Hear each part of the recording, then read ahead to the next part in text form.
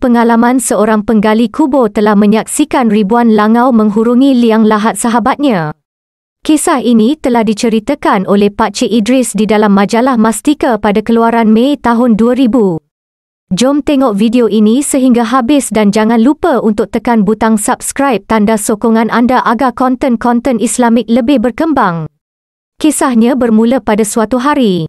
Sebaik sahaja mendengar berita tentang sahabatnya yang dikenali sebagai Din Lawa telah meninggal dunia, Pak Cik Idris terus bergegas ke rumahnya. Selain seorang penggali kubur, Pak Cik Idris juga adalah sahabat baik kepada Din Lawa. Mereka berasal dari kampung yang sama, iaitu di Perak.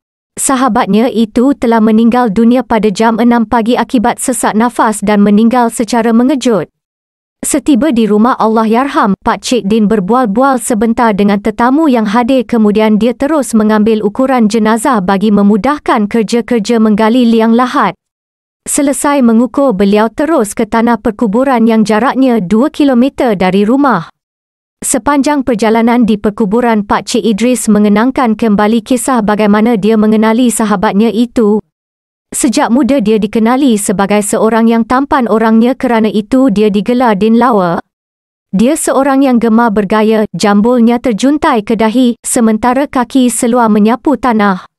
Bukan sedikit gadis-gadis yang telah diperdayakannya. Apabila ayahnya meninggal dunia, sekeping demi sekeping tanah telah terjual untuk digunakan wang tersebut untuk berhibur di Pekan Ipoh. Kelab malam, kedai arak dan perempuan menjadi perkara penting dalam hidupnya. Suatu hari Din Lawa hilang dari kampung sehingga 8 tahun lamanya. Sehinggalah Pak Cik Idris bertemu semula dengan Din Lawa di sebuah gerai di Kuala Lumpur. Walaupun sahabatnya itu telah berusia, namun tabiat mudanya masih sama, suka minum arak, kaki perempuan dan pengunjung kelab malam dangdut. Pernah satu ketika Pak Cik Idris cuba menasihati sahabatnya itu, namun dia mengatakan hidupnya telah rosak dan tidak boleh diperbaiki.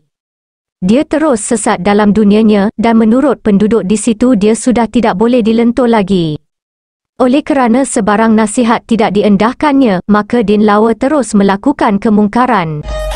Di usia semakin senja dia masih melakukan kerja maksiat, menghampiri zina dan mengabaikan perintah Allah. Kerana tabiatnya itu dia hilang segala-galanya, termasuklah anak dan isteri, tetapi yang hairannya dia bangga dengan perangainya.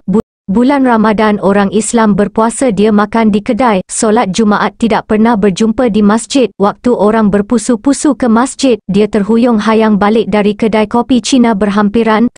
Semoga Allah ampunkan dosa-dosanya, bisik Pak Cik Idris di dalam hati. Ingatannya pada sahabatnya itu terhenti apabila sampai di tanah perkuburan. Pak Cik Idris kemudian melihat Alias dan Sudin sedang tekun menggali kubur sahabatnya itu. Sewaktu menggali, mereka masih berbual-bual tentang Din Lawa. Benarlah rata-rata penduduk di situ tahu perjalanan hidupnya, sebelum ini pun di mana-mana orang bercakap tentangnya. Tanpa berkata, walau sepatah, Pak Cik Idris terus mencapai penyodok dan turun ke kubur untuk mengukur liang lahat berdasarkan ukuran yang diambil tadi. Sebaik siap ukuran tersebut, lalu beliau bersandar di dinding kubur. Tiba-tiba seekor langau berwarna biru gelap sebesar jari kelingking hinggap di muka Pak Cik Idris, kemudian terbang mengiringi kepalanya. Tengah asyik mengelamun, tiba-tiba muncul beberapa ekor lagi. Pak Cik Idris yang hanya bersandar di dinding kubur semakin hairan apabila bilangan serangga itu semakin lama semakin banyak. Dalam sekelip mata, ratusan ribu langau berwarna hijau dan kebiruan itu terbang di permukaan kubur. Pak Cik Idris terus melompat keluar, bunyi dengungannya begitu kuat dan membingitkan. Mereka bertiga berdiri jauh dari situ dan beberapa minit kemudian serangga itu hilang. Mereka merapati kubur dan menjengah. Alangkah terkejutnya mereka apabila melihat liang lahat yang mereka gali tadi penuh dengan langau tersebut. Seperti serangga itu sedang menghurungi bangkai, tindih-menindih sesama sendiri. Semenjak Pak Cik Idris menjadi penggali kubur, belum pernah dia menyaksikan kejadian sebegitu. Lalu Pak Cik Idris terus di sisi kubur lalu membacakan surah Al-Ikhlas sebanyak 11 kali dan disusuli dengan surah Al-Fatihah sambil berdoa, "Ya Allah, janganlah Engkau malukan jasad si mati, permudahkanlah segala urusan kami mohon ke hadrat-Mu ya Allah, ampunkanlah dosanya dan dosa kami, sesungguhnya kami umat yang lemah." Sebaik menyebut perkataan amin, dengungan yang tadinya terhenti kembali kedengaran. Kumpulan langau itu terbang sedikit demi sedikit hilang dari pandangan.